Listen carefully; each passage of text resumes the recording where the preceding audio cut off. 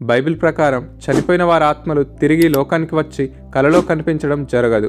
2 సమూయేలు 12:23లో దావీదు తన బిడ్డ చనిపోయినప్పుడు నేను వాని యొద్దకు పోవుదును గాని వాడు నా యొద్దకు మరలా రాడు అని స్పష్టంగా చెప్తాడు.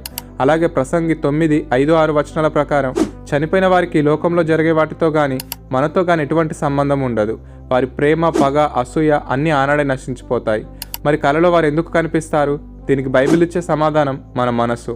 ప్రసంగి 5:3లో పని ఎక్కువైన ఎడల కలలు వచ్చును అని వాక్యం సెలవిస్తుంది. మనం మన ఆత్మీయులను కోల్పోయినప్పుడు కలిగే తీవ్రమైన దుఃఖం, వారి జ్ఞాపకాలు మన సబ్కాన్షియస్ మైండ్లో బలంగా నాటుకుపోతాయి. మనం వారి గురించి ఎక్కువగా ఆలోచించడం వల్లనే మన మెదడు ఆ జ్ఞాపకాలను కలల రూపంలో చూపిస్తుంది.